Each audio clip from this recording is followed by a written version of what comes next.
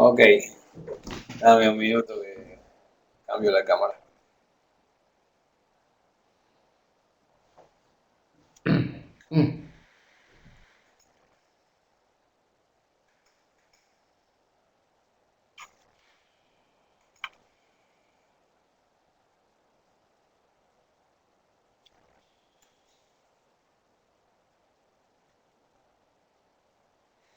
Bueno, hola Fernando, hola Gustavo. Eh, el tema que tenemos hoy, Fernando, Gustavo, esto lo hacemos cada 15 días, ahí te va a llegar la invitación. Eh, es a raíz de algunas preguntas que van surgiendo entre amigos y sobre todo con las elecciones, obviamente cualquier país, pero en este momento en Argentina, eh, que da la sensación que los políticos tienen que mentir para poder captar votos. No se animan a decir, por ejemplo, salvo algunos casos, que hay que privatizar, o que hay que desregular, o que hay que liberar el mercado cambiario.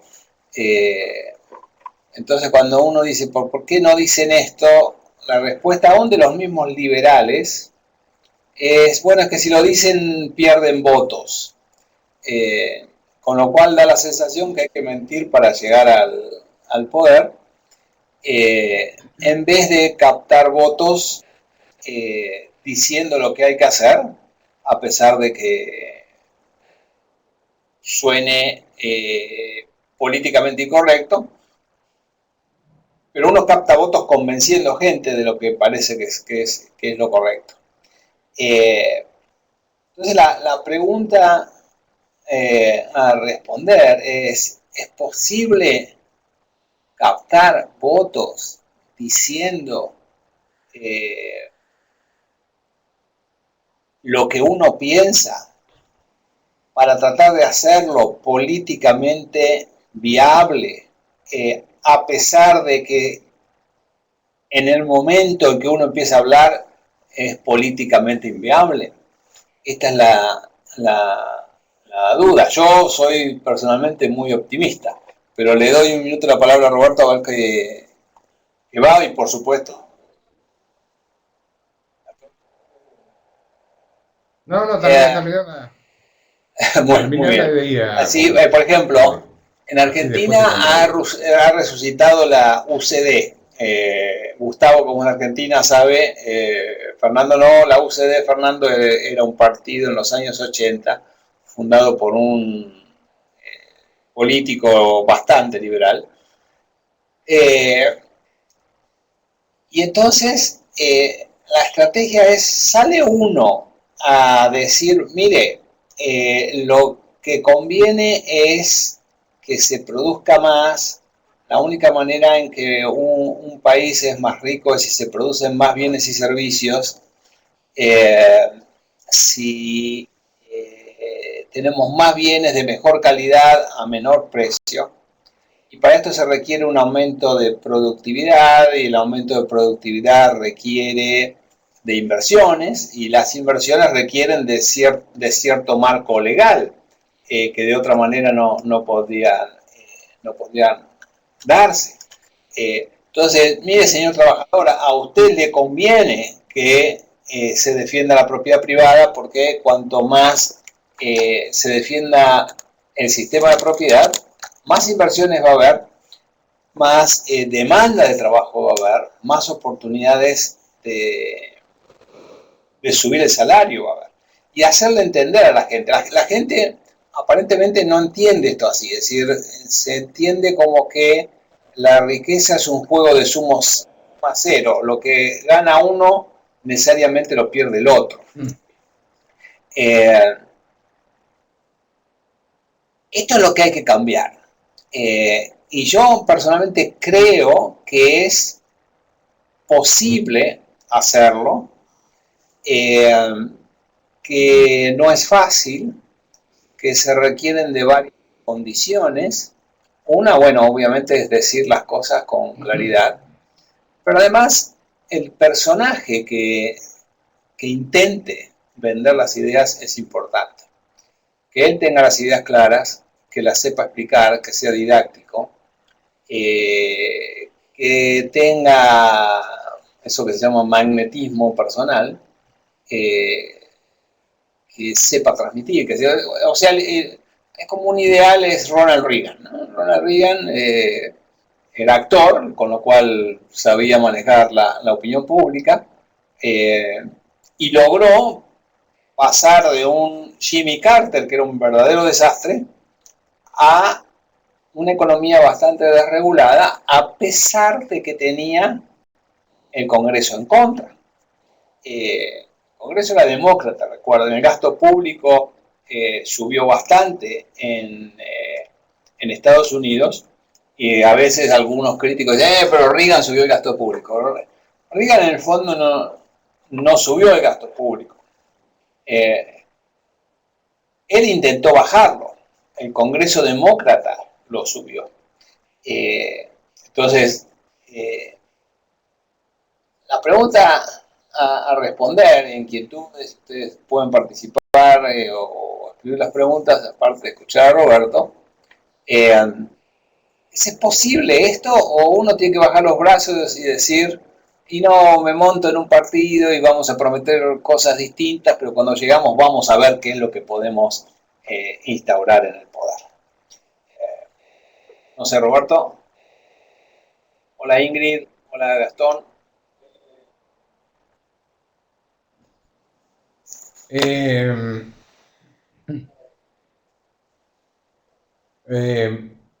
A ver, de alguna forma algo escribió Mises en La mentalidad anticapitalista, ¿no? Es un pequeño libro, un ensayo muy chiquito sobre este tema, ¿sí? ¿Por qué la gente en realidad rechaza tanto el capitalismo? A mí me parece que el razonamiento que hacías antes, bueno, sí, de cómo es el proceso para que la gente viva mejor, tiene pura lógica. Lo que yo me planteo es si en política podés plantear tanta lógica, ¿sí?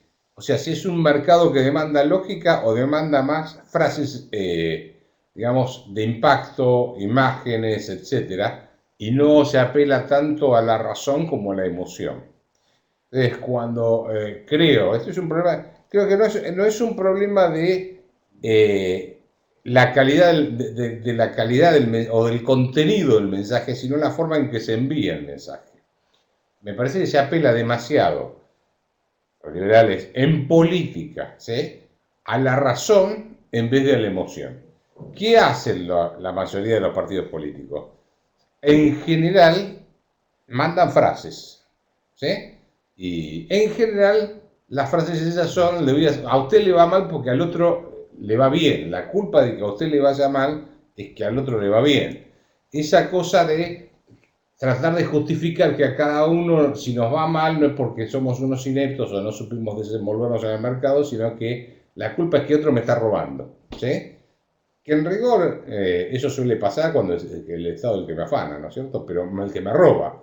Pero me parece que hay un problema más que de contenido de lo que quiere transmitir el liberalismo en la política, un problema de forma de comunicarlo. No sé si se entiende lo que quiero transmitir. Por ejemplo, voy a dar un caso acá de Argentina, ¿no?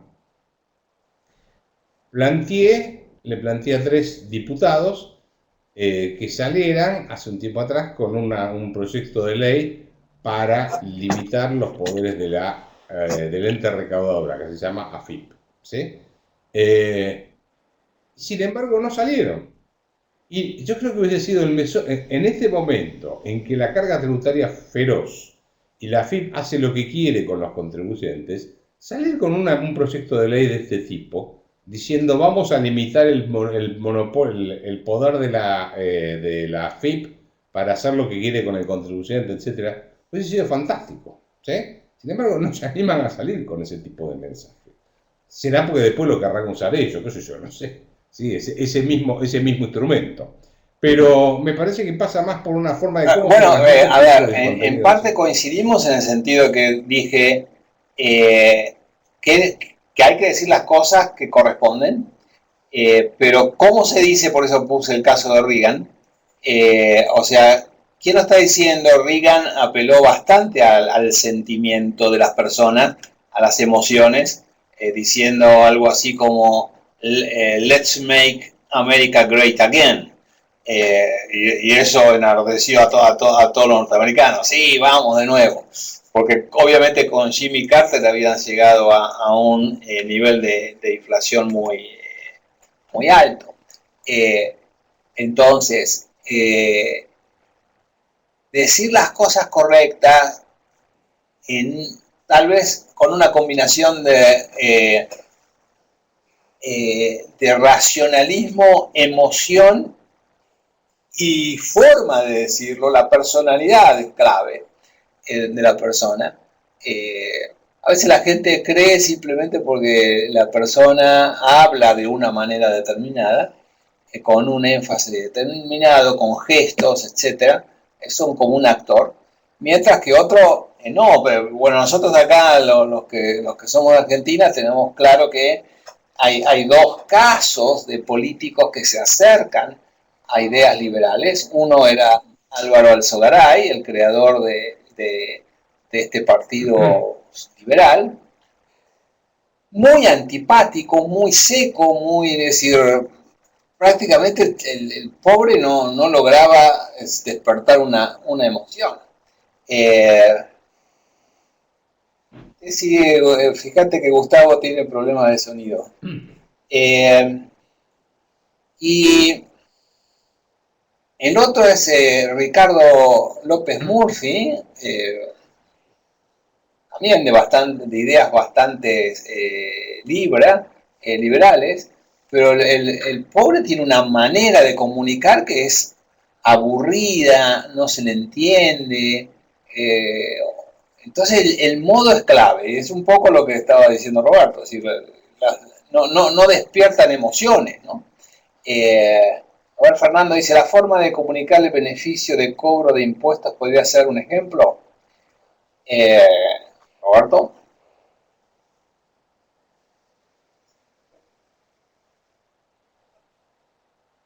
Y yo creo, a ver, eso va a depender de cada uno de los países en los cuales uno esté, ¿no? Pero sí, yo usaría el tema del cobro de impuestos, a ver, no solo la forma, sino qué tipo de impuestos se cobran, cómo le cobra la gente, etcétera.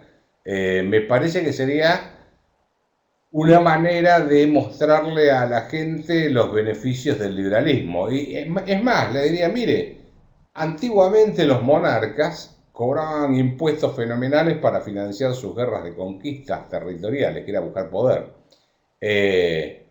Y hoy en día lo que buscan los políticos es cobrar impuestos para sacarle a usted, para darle a otro para que no trabaje. ¿Sí? Ese sería el mensaje. Entonces, me parece que sería un mensaje que podría llegar a la gente. Por supuesto que el que no trabaja y vive de ese beneficio no me va a votar. Y ahí está la ventaja del populismo. Por lo menos lo que ha pasado acá en Argentina. La cantidad de gente que vive sin trabajar, sin producir, es infinitamente mayor a los que producimos. Yo creo que esto lo comenté más de una vez. Mi estimación es que el 17% de los que trabajamos en blanco mantenemos a el resto de los habitantes del país. Entonces, siempre vamos a correr en desventaja. Al momento de votar, el tipo que dice, me mantiene el otro, me mantiene ese 17% y me siga manteniendo hasta que se acabe. Que se verá. En realidad, quebrar esa parte no es fácil. Porque nosotros estamos acostumbrados a definir democracia como la entendemos hoy, donde todo el mundo vota. Pero piense que cuando esto nació, y obviamente es de Grecia, pero para ponerlo en términos de Gran Bretaña, donde surge el liberalismo político, no votaba cualquiera. Votaban, a ver, el sistema era, votaban los propietarios, y los propietarios generalmente eran propietarios de tierra, no se entendía un propietario de otra cosa, porque no había tanto desarrollo de inmuebles por una parte, o de barcos, o de cosas que hoy podemos considerar como propiedad. Y votaban además los que tenían de cierto ingreso para arriba. Entonces, opera como en un condominio. En un condominio decimos, a ver, ¿vamos a pintar o no vamos a pintar los lugares comunes, la entrada al edificio, los lugares comunes, vamos a hacer estos arreglos o no? Se reúnen los propietarios y obviamente el sistema de voto. Decimos sí o no. Ahora, son los propietarios, le estamos diciendo a los propietarios que voten si vamos a pintar la entrada al edificio de azul o de negro, no sé. Pero no le estamos diciendo a la gente que no está dentro del edificio que vote. Ahora, dentro de los que votan votan los que pagan por mantenimiento del edificio. Y muy posiblemente no haya unanimidad. De repente algunos querrán pintar de azul, otros querrán pintar de violeta, no sé. Y de repente va a haber un grupo que perdió y que va a tener que pagar para que se pinte la entrada de la casa de un color distinto. Eso es una cosa, ¿no? Es decir, bueno, estas son las reglas de juego. Ahora, el problema es cuando entra en la votación gente que decide sobre el ingreso de otros. Entonces, el rey en Inglaterra decía, bueno, a ver, tenemos que construir, o propongo construir un camino entre tal ciudad y tal ciudad. Esto cuesta tanto. Y le preguntaba a los que pagaban esto si estaban de acuerdo o no, como en la propiedad de un condominio. Y bueno, se votaban y si vamos a construir el camino o no construir el camino. Los que votaban eran los que iban a financiar la construcción del camino. Ahora, por motivos electorales, de repente esto se empieza a extender. Digo, necesito no solamente que voten los que pagan impuestos y los que van a contribuir con esto, sino que vote más gente, porque esta es la manera que yo, político, capto más votos. En Inglaterra, por ejemplo, se llega al voto, el derecho al voto es del residente, del ciudadano, no del propietario. Entonces pasa de decir, bueno, puede ser que la mayoría que tiene menos ingresos y no es propietario, vote para que la minoría que gana más y es propietaria pague impuestos para beneficios de ellos. Es decir, creo que en todos los países hay, acá se lo llaman planes sociales, creo. Entonces, claro, cambian los incentivos, porque estoy votando eso para recibir dinero yo, que es dinero de otro. Entonces cambian diametralmente el incentivo. Piensen que esta base de elecciones, de electorado fue creciendo. Las mujeres no votaban en muchos países hasta principios del siglo XX. En Suiza creo que empiezan a votar, en Suiza nada más y nada menos que en Suiza.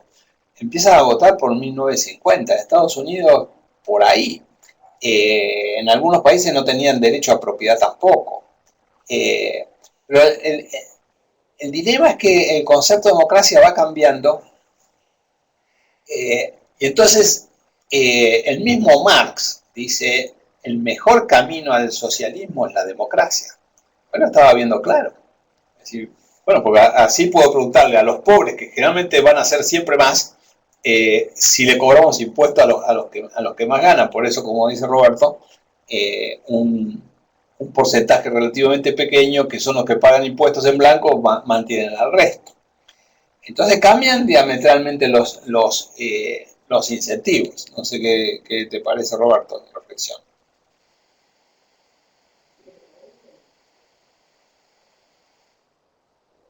Sí, ahí el tema es que llega un punto donde se agota el modelo populista y depende de los países se pone un orden formal o no, o sea, porque a ver, recurriendo a la rebelión de Atlas, que alguno de ustedes probablemente lo haya leído, eh, lo que plantea Ayn Rand en la rebelión de Atlas es, bueno, unos pocos están sosteniendo a un montón de gente, están podridos y se van, se escapan, dejan de producir, destruyen las fábricas.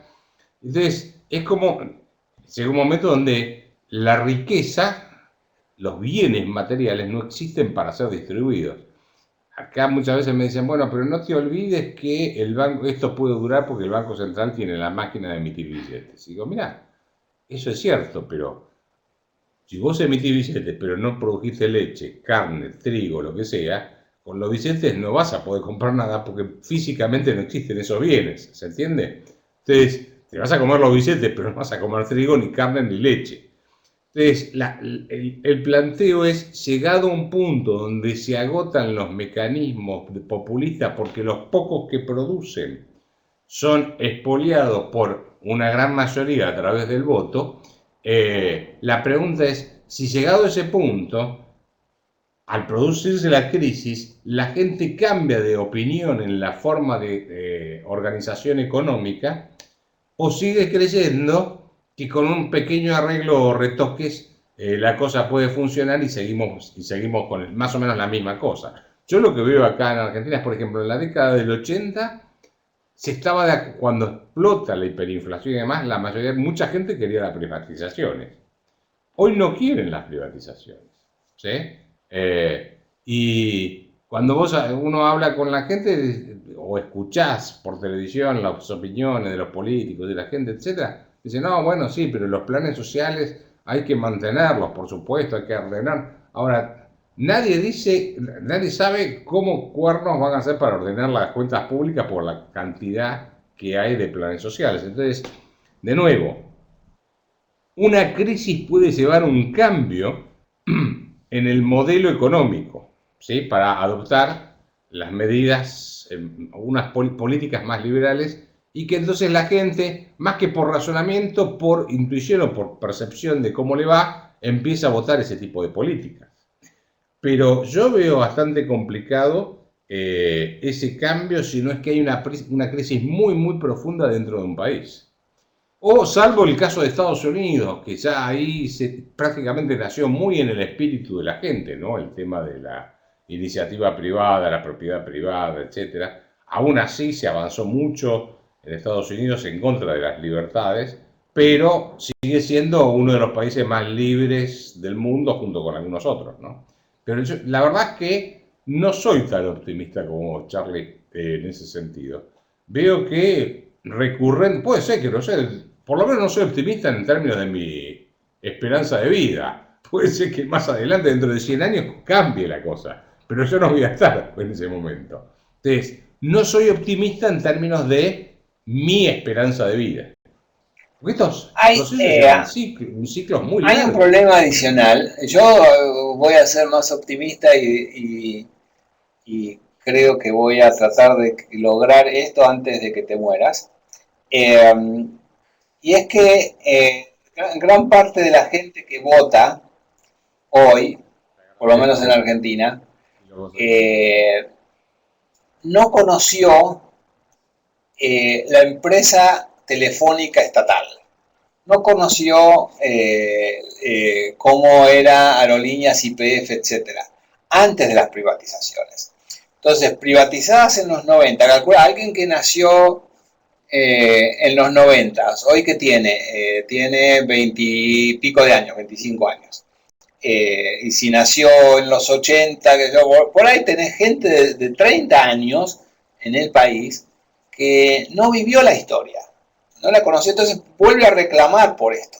Entonces vuelve a reclamar que se necesita una aerolínea de bandera nacional, que YPF tiene que ser...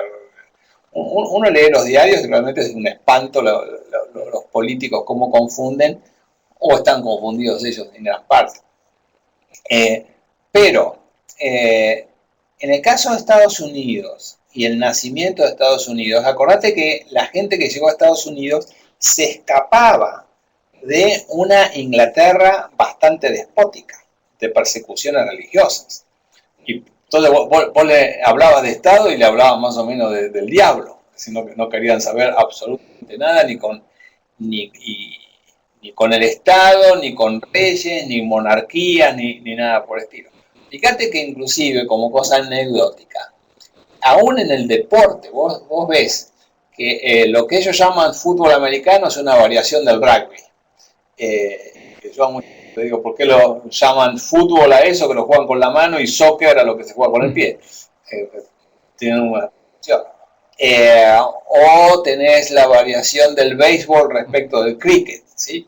Y aún han hecho ese tipo de cosas.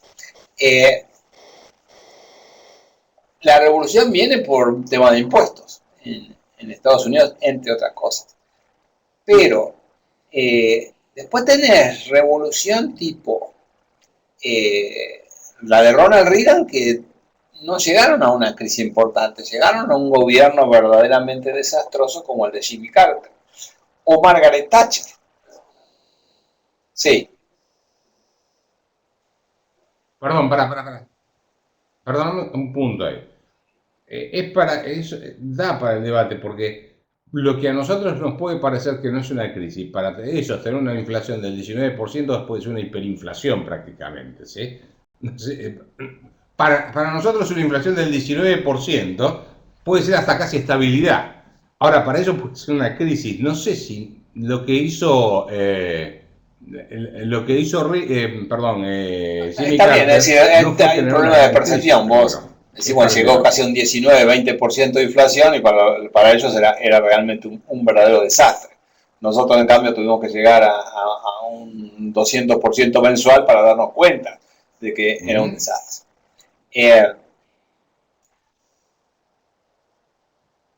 Ahora, de todas maneras, es decir, ¿qué es en cualquier país en realidad? No se ha intentado hacer, no ha surgido, y no tiene por qué no surgir, un movimiento realmente de libre mercado. Y que se explique bien, y que se arme bien, etc. La tendencia de los políticos es a no hablar en favor del libre mercado porque tienen miedo a perder votos. Pero la pregunta es, ¿esto es necesariamente así? A ver, Fernando dice, ¿ha cambiado entonces la naturaleza de la política económica a partir de la concepción del liberalismo? A ver, si lo ponemos en perspectiva histórica,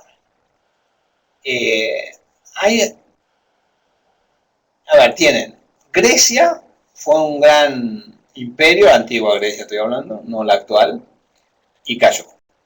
Roma fue el imperio romano, que era casi toda Europa, y cayó. Inglaterra, o Gran Bretaña, para ser más precisos, pasó de ser la provincia más pobre y lejana del imperio romano a una verdadera potencia mundial económica, siendo una isla, digamos que no con recursos y riquezas naturales, y cayó, ¿sí? Llegó a ser uno de los países más socialistas. Argentina llegó a estar entre los 5 países más ricos del mundo. Los salarios eran superiores a muchos países europeos, y Perón la hace caer. Estados Unidos llegó a crear una riqueza enorme, no impidió que tuvieran a un Roosevelt, y un Roosevelt que con eso que llamaban New Deal fue un verdadero intervencionismo a ultranza, que tuvieran a un Richard Nixon, que congeló precios, puso controles por todas partes, que tuvieran a un Jimmy Carter, y un Jimmy Carter da lugar a un Ronald Reagan, y a pesar de que un Ronald Reagan logró el éxito que logró con todas las restricciones políticas que tenían, el pueblo americano termina votando a Obama, ¿sí? O tiene en España ¿cómo se llamaba el de bigotes, el que hizo la revolución? Aznar, gracias. Aznar, y porque es interesante Hernán. cómo operan los sentimientos, ¿no? Porque supuestamente mintió en el atentado famoso al ferrocarril, entonces la gente se mueve de una política conservadora a un zapatero. O sea, no parece ser ni un mal de Argentina ni un mal de esta época. Ha ocurrido a lo largo de todo el tiempo y parecería ser que a nivel de ciencia política todavía hay bastante que avanzar si es posible, porque la democracia se la asoció como el sistema político de las sociedades libres, porque era una oposición al despotismo de los reyes en general. Entonces, obviamente una cosa es la democracia como evolucionó en Inglaterra y otra es como evolucionó en Francia, ¿no? Es decir, en el caso de Gran Bretaña era una democracia con límites al poder del gobierno, lo mismo que fue Estados Unidos, lo mismo que fue Argentina. Mientras que en Francia fue una revolución contra el rey para cambiar el despotismo del rey por el despotismo de las mayorías. Entonces la democracia cuando no está clara, parece tener dentro de su propia naturaleza una marcha inexorable hacia el socialismo, como decía Marx y como decía Schumpeter. Porque los políticos, en esto que estamos viendo, para ganar votos, tienen que prometer más gasto público y tienen que prometer privilegios, lo cual implica que si le digo, por ejemplo, voy a proteger a determinada industria, proteger a determinada industria implica ir en contra de las reglas del libre mercado. O voy a dar subsidios, o voy a privatizar con monopolios. O sea, las promesas electorales de los políticos para ganar votos, en general, implican subir el gasto, emitir dinero y violar el derecho individual. Pero esto se lo toma como que, bueno, si lo votó la mayoría, así es, ¿no? Y por eso estamos en este rumbo, que parece difícil de dar vuelta. Tal vez un tema a resolver es quitar ese estigma de que la democracia es sinónima de una sociedad libre. Y en realidad no es ni un gobierno militar, ni un gobierno monárquico, ni un sistema democrático. Lo que caracteriza a una sociedad libre es el respeto al derecho. Y esto es, el respeto al derecho puede ser con un gobierno democrático, con un gobierno, con una monarquía o con un gobierno militar, no sé, mientras se respete el derecho. ¿Roberto?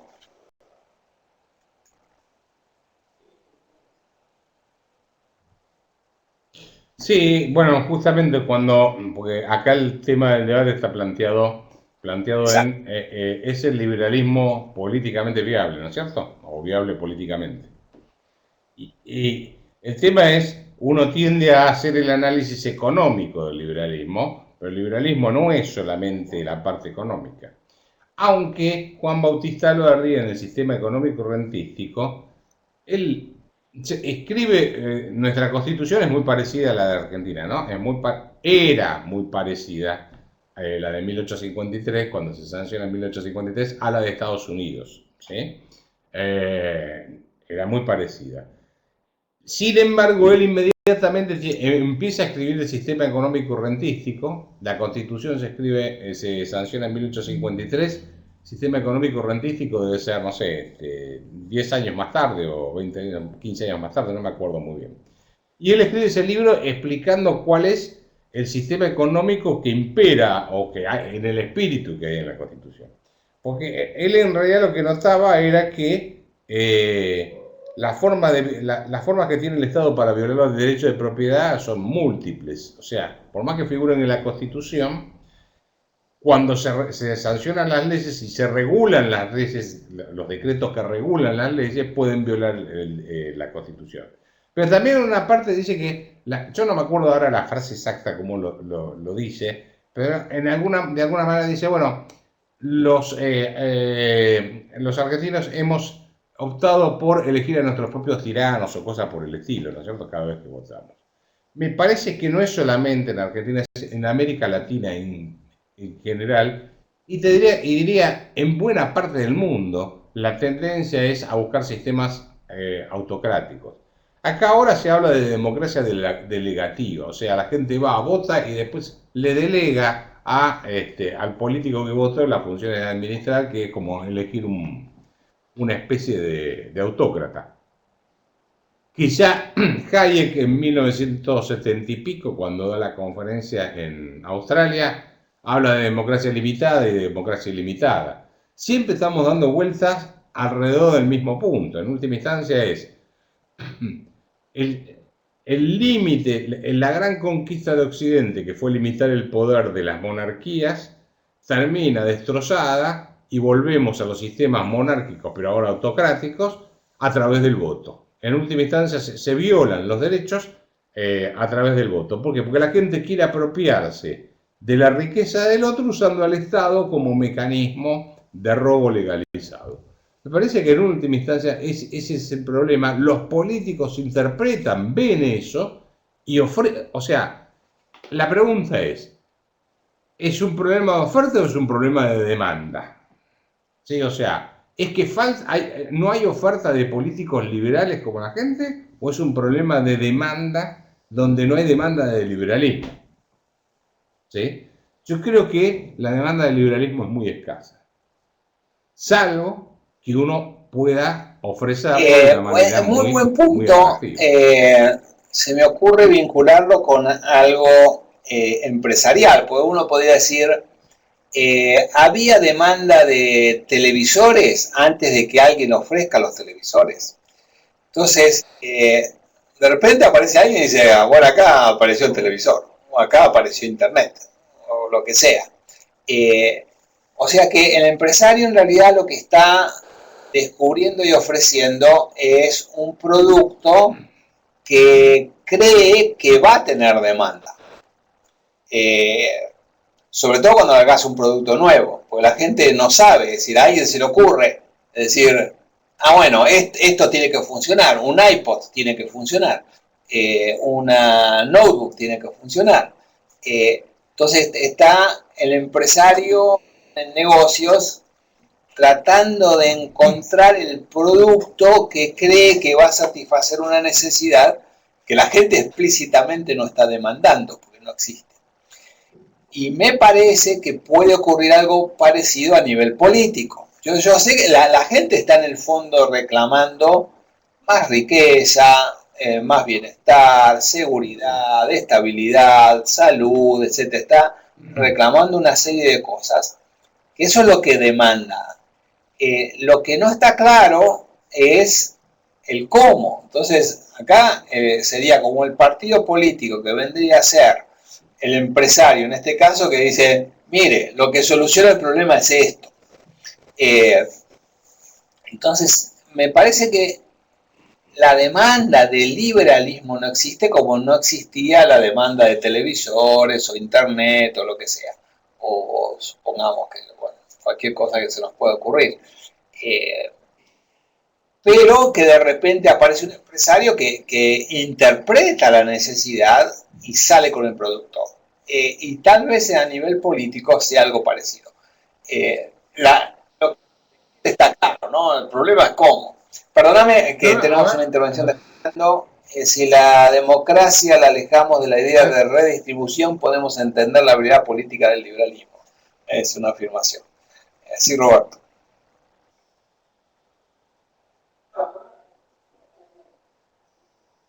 No, a ver, eso da para el debate. Está el viejo tema ese del tipo que lo mandan a África para ver para vender zapatos y manda el mail diciendo excelente negocio, acá hay un montón de gente que podría comprar zapatos, están todos descalzos. Y después va otro y dice pésimo negocio, acá en África no usan zapatos.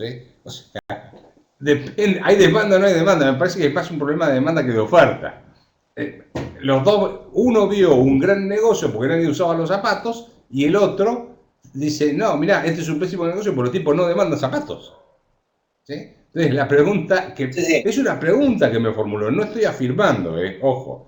Lo que me pregunto es, bueno, pero la gente demanda, porque vos podés decir, sí, acá hay un mercado fenomenal si yo le ofrezco bien al liberalismo como producto, pero por ahí no hay demanda de eso. Lo que sí Por parece ahora, qué haber sé yo, no sé, más demanda, es adelante puede decir, ser. lo que a mí me parece es que hay demanda por decir, quiero estar mejor, quiero más productos, quiero productos de más calidad, a menor precio, quiero seguridad, quiero caminar por las calles y estar a salvo, quiero mejor salud, etcétera. Si quiero más bienestar.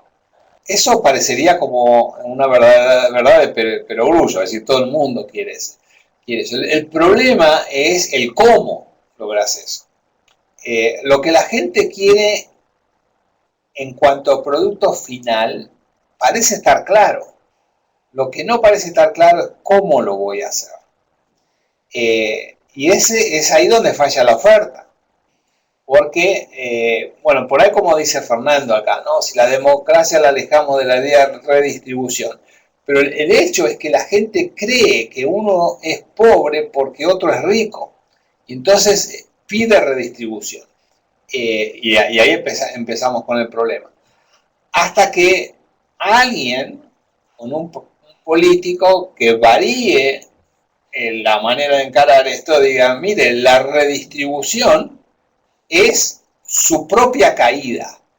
Si alguien pudiese decir, a ver, mire, usted va a ir al colegio, va a ir a la universidad y va a tener una licenciatura y después va a hacer un posgrado y va a hacer esto y lo otro, pero porque tenemos una política redistribucionista, aunque usted tenga una maestría, va a ganar lo mismo que alguien que solo tiene título secundario. Entonces, ¿cuánta gente estudiaría de ingeniero? ¿Cuánta gente haría un MBA o haría alguna maestría en eso? Si su ingreso va a ser el mismo. Entonces, es decir, bueno, entonces, si el ingreso va a ser el mismo, pocos estudiarían, no habría ingenieros, o habría menos médicos, habría menos dentistas, etcétera, y empujas todo hacia abajo. Entonces, si alguien pudiese, con las características de personalidad, didáctica, alguien con magnetismo, etcétera, decir, mire, si usted redistribuye, su ingreso va a caer por este motivo. Y empezar a romper esto. O sea, la gran pregunta es, ¿esto es posible o no es posible? ¿Es posible explicar esto de esa forma? Yo creo que sí. ¿Por qué creo que sí? Bueno, después de, ya, ¿cuánto llevo? No sé, 25 años, 35 años de dar clases. La pregunta de la mayor parte de los alumnos es, y bueno, esto está clarísimo, ¿por qué no se aplica? Es como que se les abren los ojos. ¿Sí? Claro, lo que pasa es que uno llega a 50 alumnos, y las universidades que enseñan redistribución llegan a miles y miles de alumnos. O sea, es cuestión de buscarle la forma de hacer más masiva la comunicación de... A mí me conviene, como decía Hume, que mi vecino sea rico. Me conviene que todo el mundo sea rico, porque si el otro tiene plata, me va a beneficiar a mí. Eh, entonces, creo que esto no se está haciendo. Me parece que no hay oferta, y por oferta digo, no hay una manera, alguien que lo esté, que esté ofreciendo el producto en forma clara. Es como, se me ocurre como alguien que tiene un muy buen producto, y han pasado casos en el mundo real, que por mal marketing falla. De hecho, pasó creo que con el iPod. El iPod, cuando se inventa el iPod para pasar música, la campaña de marketing fue horrible y fue un fracaso, hasta que la comunicaron bien. Eh, bueno, te dejo cerrar, se acabó el tiempo. Sí. Ahora, pará. Vos, no, primero una pregunta. ¿Vos qué decís Yo que es creo un que es un problema de problema oferta de o de oferta. demanda al final? Creo que es un problema de que no se está ofreciendo el producto adecuado para lo que la gente quiere, que es más bienes de mejor calidad, a menor precio, más seguridad, y estabilidad. Se le están ofreciendo productos que no satisfacen esa demanda, el redistribucionismo, el populismo. O sea, le hago creer que este es el camino y tal vez con buena intención, ¿no? Pienso que es así, la gente compra y resulta que no es el producto que satisface la necesidad. Por eso me parece que es un problema de oferta. Bueno, sí, yo la verdad no lo puedo, yo no lo tengo claro. Creo que no tuvimos hasta ahora una propuesta de oferta atractiva. Eh, digamos, a nivel mundial no existió eso, salvo casos muy especiales. Eh, pero algunos países se movieron de alguna forma desde más regulaciones hacia mercados más libres. Cuando advirtieron la crisis, el caso de Irlanda, mismo España, el sudeste asiático, Nueva Zelanda, podríamos dar varios ejemplos.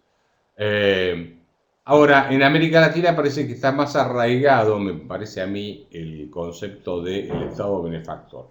Pero bueno, obviamente esto da para largo, ¿no? ¿La religión tiene influencia o no tiene influencia? Yo creo que no, en general no. No, totalmente. Lo que pasa es que Latinoamérica parece ser un péndulo más grande. Fíjate Perú va de un lado a otro, Argentina mismo va de un lado a otro. Chile va de un Allende a un Pinochet, va después a un Piñera, ahora va a una Bachelet. Colombia no parece estar del todo estable, ¿no? Va de un lado para otro. Ahora, bueno, pues está pasando por un momento que no sé dónde puede terminar. Otros países que daría la sensación que cuanto más chico en población, más estable políticamente, tipo Suiza, con los cantones, y democracia directa, tipo Mónaco, Liechtenstein, Holanda, es decir, todos esos países pequeños parecen tener más respeto por los derechos. Pero creo que dan para... Ajá. Mira, estuve en Montevideo, da para el largo debate. Hace 2 semanas atrás fui a Montevideo por el día, hablaba con gente allá, y ellos están tan espantados con lo que tienen de gobierno como nosotros con lo que tenemos, pero claro, ellos lo ven casi igual, pero más educado, ¿sí? Y es un país chico, Uruguay. No sé si la influencia, es el país, el tamaño del país influye o no. Te digo, o sea, uno tiende a pensar eso, es más fácil de manejarlo, ¿no? Pero bueno, no, si sí, no, sin vamos a duda, seguir lugar a dudas. Bueno, señores, muchas gracias por la participación. En 15 días nos volvemos a juntar. Fernando dice, muy interesante la idea alrededor de la oferta y la demanda del liberalismo. Gracias, Gustavo. Una pena que tengo muy mala señal y me pierdo casi todo lo que están diciendo. Me encanta haber podido participar. Gustavo, te mandamos la grabación. Va a haber grabaciones y te mandamos el link. ¿Okay? Bueno, muchas gracias.